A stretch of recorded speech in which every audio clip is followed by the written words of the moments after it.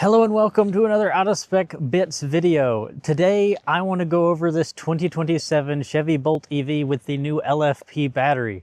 I have owned two Chevy Bolts in the first generation and put around 60,000 miles between the two of them, and I had several problems with the car, as many owners did, in terms of the seat being not very comfortable, the DC fast charging being insanely slow, amongst many other few little things.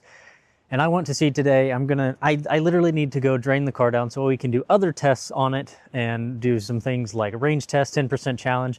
But while I'm doing that, I want to go over my kind of initial impressions.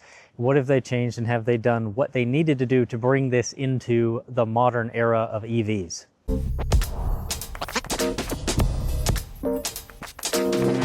Are you guys looking for an opportunity to drive off in a brand new electric vehicle and support a nonprofit fighting for a greener planet?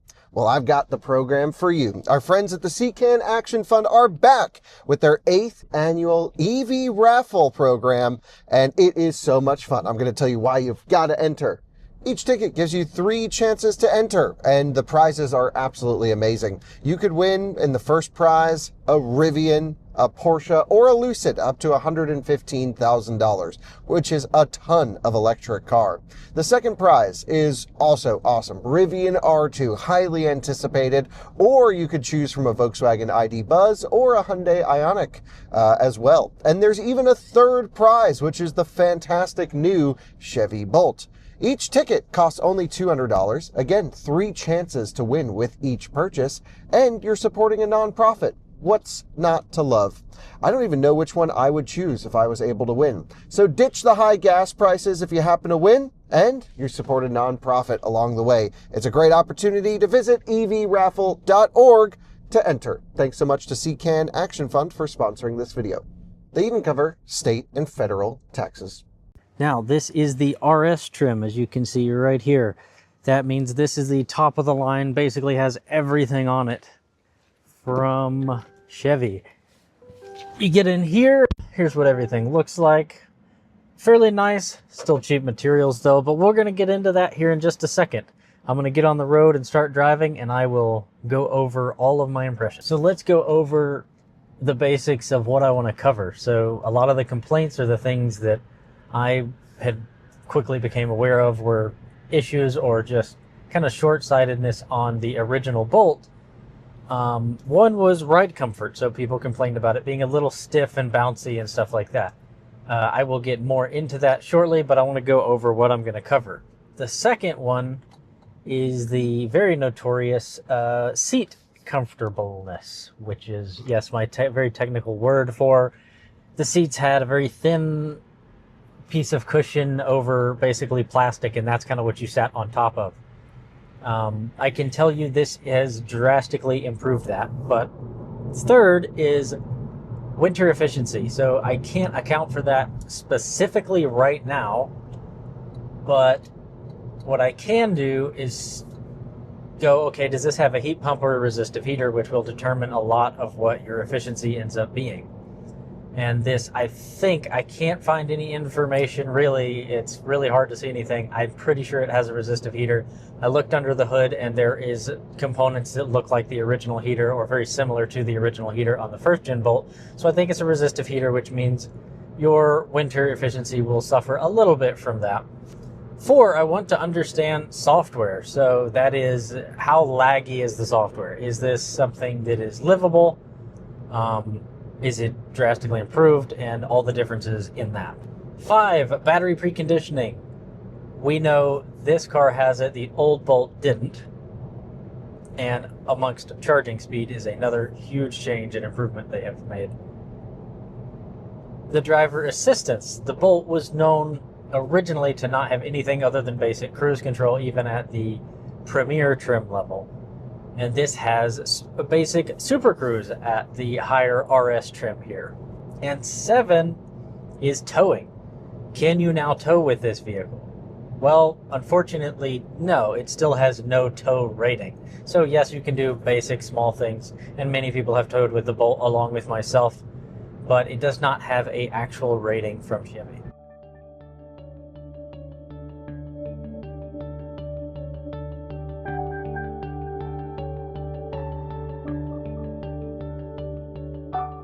And I gotta say, Super Cruise is pretty nice. I just did a lane change, and that is a pretty cool feature to have in something like a Bolt.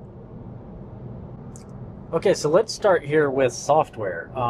This is Google Maps. Of course, GM did away with the Apple CarPlay and Android Auto in here, which is unfortunate for many that really liked that, but this system honestly is pretty good. I've used it in my dad's Equinox that he has many times on road trips, and this is honestly not bad at all for what it is. I mean, it does pretty accurate planning. This does battery preconditioning and everything, and honestly, this whole system is pretty snappy. I mean, it is a huge improvement from the first Bolt. It does not seem to have as many issues with speed and lagginess. And then, of course, you get your classic GM power meter, just like the old Bolt, and with a very improved software design. So overall, I give this a thumbs up. I'd say they improved this the way they needed to make it competitive enough in today's world. Second point I want to make here is let's talk about ride comfort and noise. So I'm going to go based on compared to the first generation. So that's 2017 to 2021, I believe, is the whole first generation of the Bolts. I would say it is a little softer of a ride. It still has the Bolt feel. So if you've driven a Bolt for any amount of time, you probably know what I'm talking about. But it has that sporty kind of hatchback feel to it, and it still does feel like a Bolt. Although it feels like if maybe you push it a little bit, this is a little softer, because the ride comfort is better over, so like a bridge transition I just went over, it kind of is a little softer on that edge when you first hit a bump.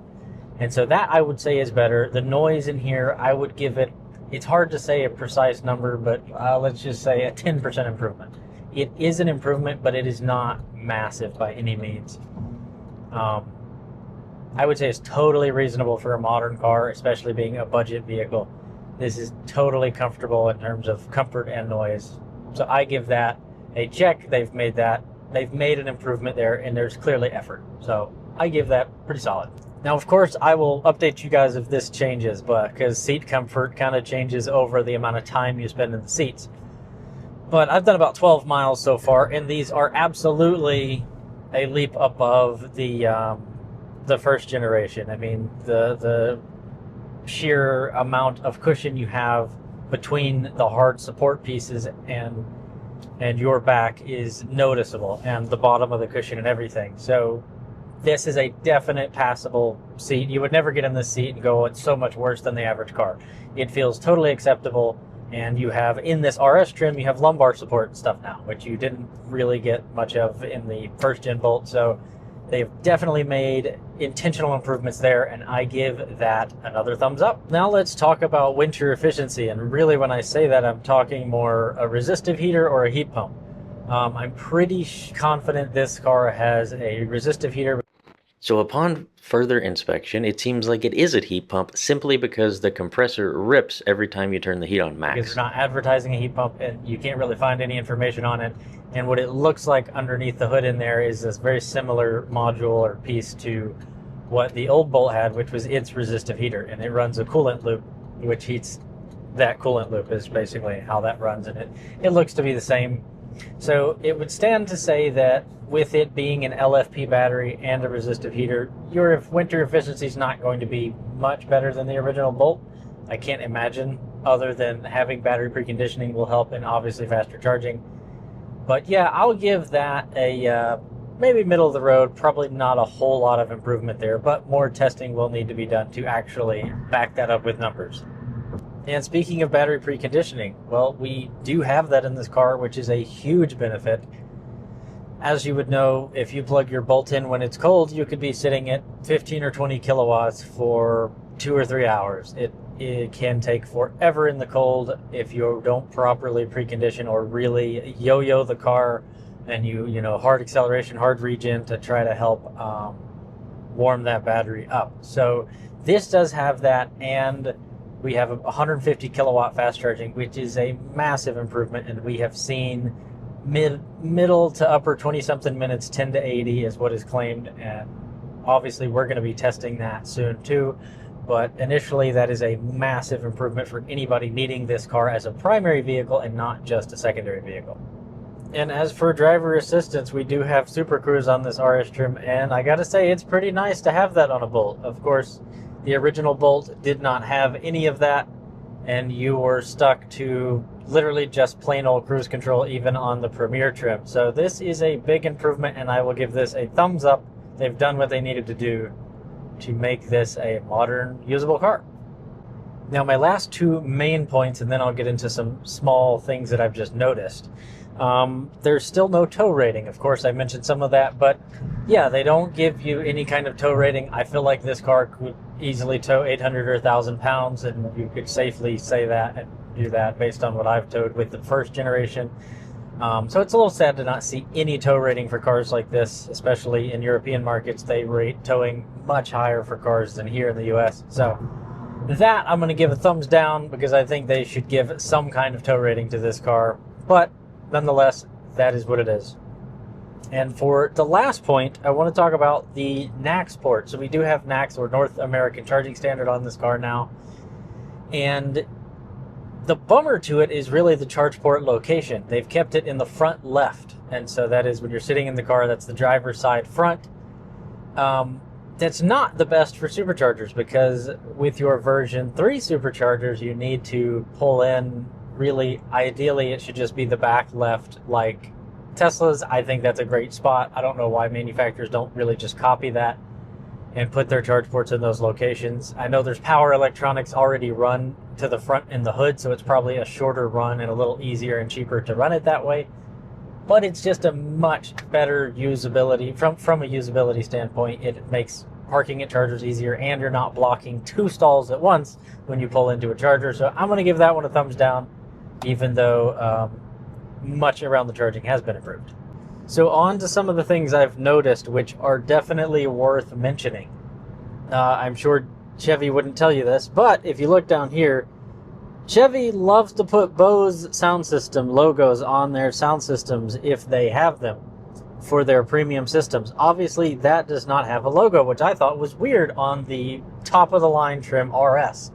Everything I can see here is this sound system is worse than my old Chevy Bolt Premier. So if you are an audiophile, you really wouldn't want this Bolt. The sound system is not as good, especially really it comes into the clarity. Your kind of mids are okay, but your clarity is not that great, and I can't say it's as good as the first generation Bolt Premier with the subwoofer in the back, because I do not think this has a subwoofer, simply by the way it sounds, but also I kind of took a peek in the back and I don't see a subwoofer down there. It could be in the side compartment now, and the like the wheel well, there's a little different placement of stuff there, but I don't hear it, and the sound system's not as good. So ultimately, I think they've kind of cheaped out on that and just didn't say anything. So that definitely gets a thumbs down for a vehicle in this modern era, and as expensive as this still is at the RS trim level. Now I want to show you some more things I've just noticed about the interior. So they have redesigned it, and it looks pretty nice. I like that it looks very clean, and it's well designed from a looks standpoint. But the materials are still all completely plastic, and this is just a hard rubber. Along with this is a hard rubber. The visor up here does not have lights in the visor, so you have to use these lights, which to me seems kind of silly. And then another thing I noticed was this. The armrest does not pull out. So if you had a Bolt before, you would know this armrest slides forward in case you liked that feel of being able to put your arm further up here. But of course with this, it does not come out. There's no mechanism for it to come out, and that's kind of what you get. Now it makes it feel very sturdy. The center console feels more solid, but that feels like some kind of things that they've cheaped out on a little bit and you don't get. The ultimate test, which I felt like was a massive oversight and the silliest thing in the world to cheap out on. Let me show you. That right there. The 2017 Bolt that I had did not have a visor that could extend out. And where I have my seating position was the perfect place for the sun to come right here into my eyes, and it did absolutely nothing. So the visor was completely useless. And seeing that they have actually done that is a huge thumbs up for me, because I absolutely hated that about my Bolt. Now let's talk about performance a little bit. So if we go to drive modes, I'm going to put it in sport. But this, they've changed the gearing in it, and the power output seems more constant as you get into higher speed. You don't lose your power as much, it feels like. This, instead of being a peak power feel of like 25 miles an hour where you get the biggest hit when you floor it, this feels closer to 40 miles an hour, which is a huge improvement. And this is at 52% state of charge. Let's see. Very soft off the line, but it ramps so hard at like 40 miles an hour. That pulls way better at the top end than the old Bolt did. That's noticeable improvement. That's crazy. This is only on the RS trim, I believe, but these I very much love. I remember seeing this on the early ID4s. My ID4 does not have it, but being able to select your exact cup holder size is so underrated because of giant water bottles today that I like to carry around with me, and many people do. You can fit so many more options. And I want to mention that at highway speeds, this has way more usable power up top. This is at 30-something%. We're getting 160-something kilowatts at 38%. That's incredible. The old Bolt that I had at 38% would probably pull somewhere around 140 kilowatts, 135 or something like that. You would have a noticeable loss in power, and after about 60 miles an hour, the power really tapered off of the old Bolt, but this really keeps pulling. This is way better on the top end. I'm excited to do some performance testing with this. Well, I made it back. I did about 107 miles, and we ended up with 3.2 miles per kilowatt hour, if you're curious, and that was pretty fast highway speeds. Honestly, that's pretty good. One thing I wanted to mention about the winter and the heat, cabin heat and stuff like that. One test we can run is ramp this bad boy on high, and we'll just turn that off, but auto on high, heat's running. And so what we're looking for is if this goes up to like 8 or 9 kilowatts, then that's most certainly a resistive heater, because a heat pump typically would take like 4-ish kilowatts instead of the full 8 kilowatts that the resistive heaters can put out. So let's see if this changes here in a second as it warms up. Well, I've been sitting in, we have quite a bit of heat coming out, but it's only pulling 2 kilowatts, and it did the whole time to ramp up the heater. So I can tell you from experience with the first gen Bolt, I would be seeing a lot more power output from that, and I'm not. So it's entirely possible there's a heat pump in here. I really am not sure. I couldn't find any information on it. So there we go. I hope that was helpful. That is my initial impressions, at least. And have they done enough to really warrant a new Bolt for the modern era? I'd say, yeah, they have. I think this is a better value at an entry-level point, not really the RS trim. I think it's a little expensive for what you're getting as a whole. But if you want to replace a car as your primary vehicle, this is just much better because of the fast charging and everything. But if you're looking for a second vehicle, I'd still say the used market for a first-gen Bolt is fantastic, because with the battery replacement and the recall they had, you're getting long warranties. On the Bolt that I recently sold, I had a warranty out to 2030 on the battery. And so if you can find a deal like that as a second vehicle where you're not road tripping it, that really is a great car, and I would stick to that because they're better values. But from the standpoint of if you want to replace your primary vehicle, this can now totally road trip and do all of those things. Of course, we'll get more testing and specifics done here soon, but that's pretty much it for me. It's exciting to see the Bolt. I think they've made some really good improvements, and we'll see you on another out of spec bits video soon.